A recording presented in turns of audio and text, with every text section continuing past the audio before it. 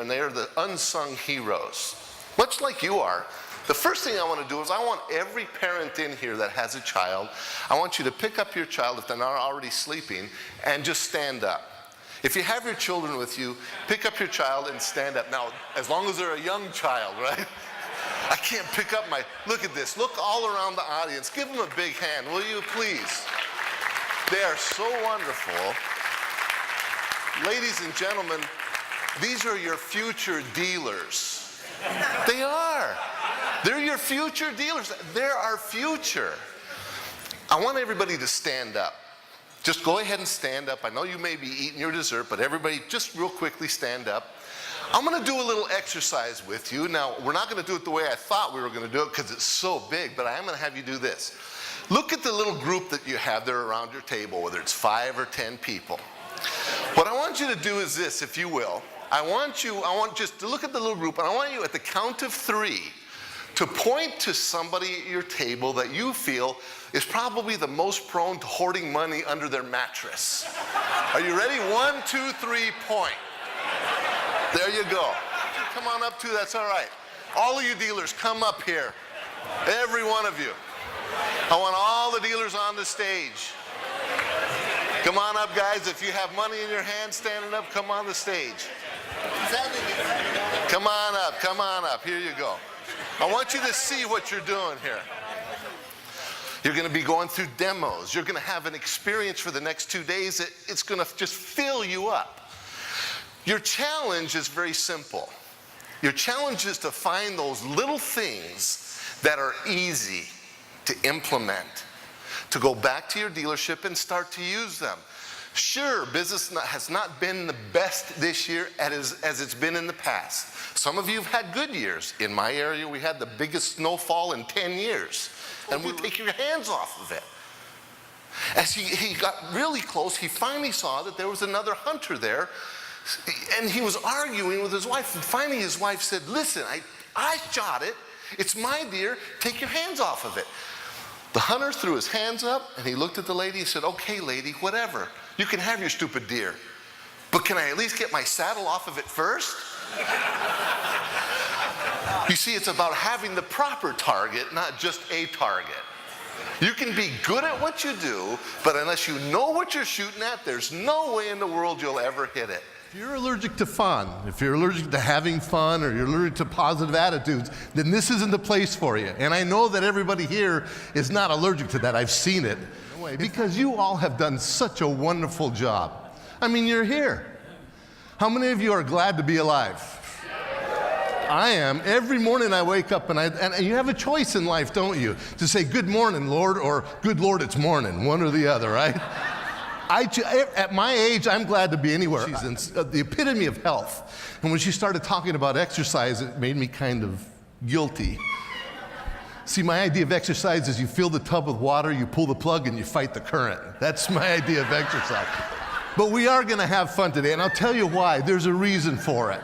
There's a reason for it. Fun stands for something. So now what I want you to do is this. Knowing that that's going to happen, turn to the same people and say, good morning, it's good to see you now. Go ahead and do that now. Whoa. Well, guess what? If you approach the next 30 minutes with me with that same kind of expectation, you'll leave here having said, I got something. I got something I can use.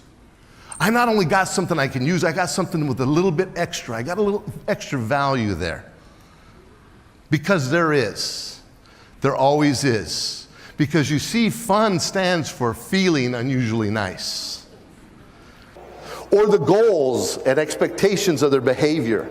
How do you expect me to respond? Those are called processes. We make you. How many certified dealers in the room? Let me see your hands. I'm sorry, but you can't motivate anybody. There's no such thing as motivating anybody else. I'll teach you about motivation, but you can't do it. You can provide a supportive environment, a motivational environment, but it's hard to motivate people because we all have our own choice to make. But you can create that environment. To be an effective coach, you're going to have to practice. Am I right?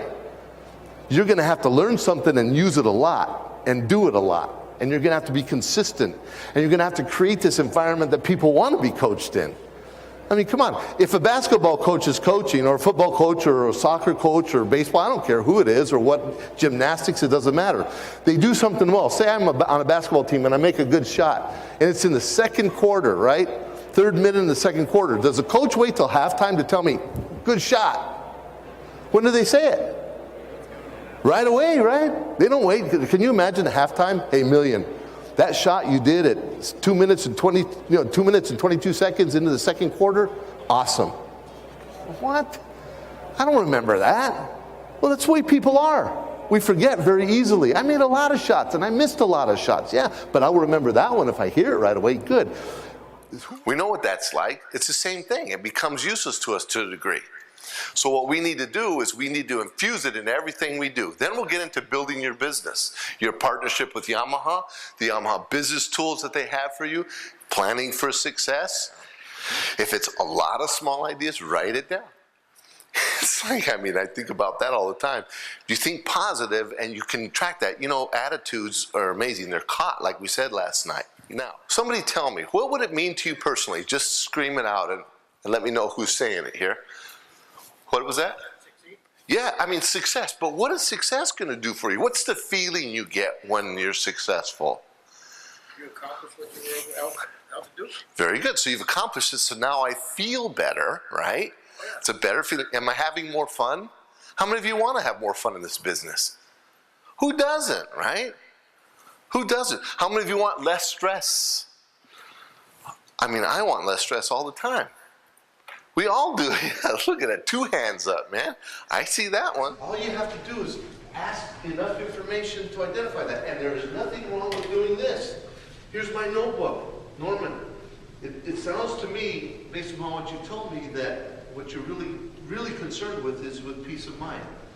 You know, the security of having something that's there for you and your family. Am I right by saying that?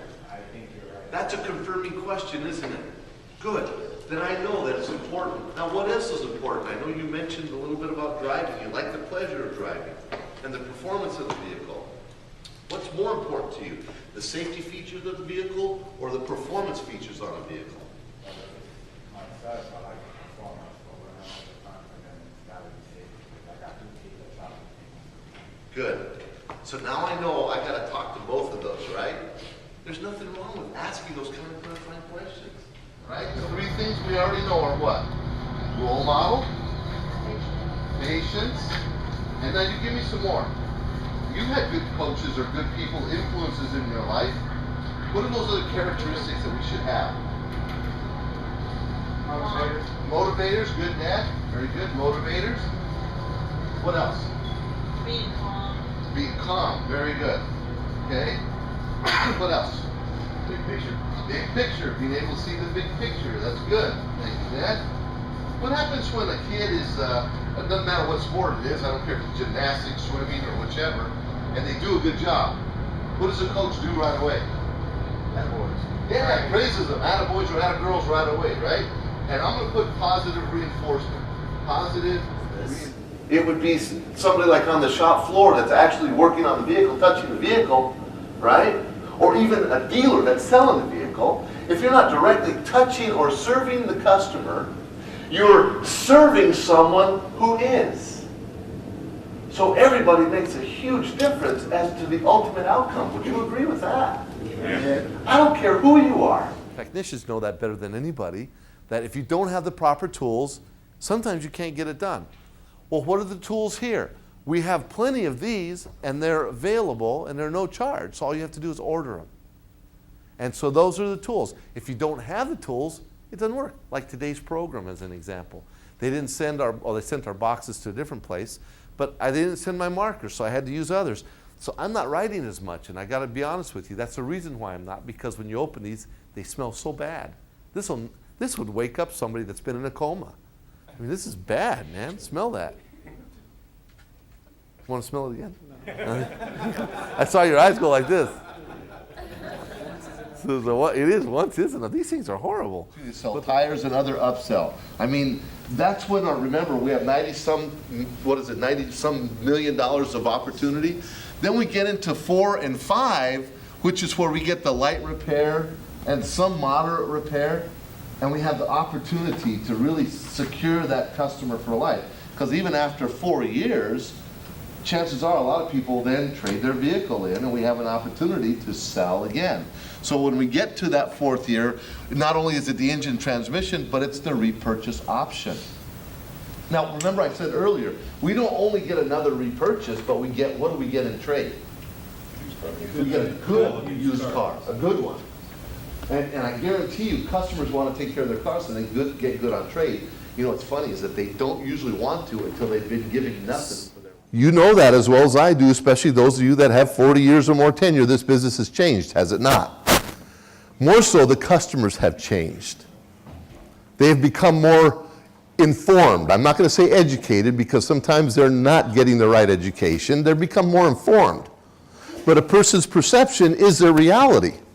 You're going to hear some things today that we're going to give you that are right from the customer's mouth to your ears. And you may be saying, but that's not true. Does it matter? A customer's perception is what we deal with. Let's face it. We know how to fix cars. We know how to sell cars. But do we know how to fix the customer's perception? Because the customer has perceptions of this business, do they not? Especially the service department. I know, I'm one of those customers, and it took some education to learn that. Service department, they're always too expensive and too slow. You hear that all the time. That's not always true, though, is it? No, it's not true. But the fact is the customer still believes that, so that's what we have to deal with. That's the first aha. And we're going to keep going back to that, if you will. The second aha is this. CYA, write CYA down, if you will. What does that stand for? Yeah, cover your como se llama, right? In New Mexico, that's what we call it. Only today it stands for something else. I want you to write it down. It stands for challenge your assumptions. We're going to challenge your assumptions all day today on what your beliefs are and what your thoughts are and your feelings are of this business.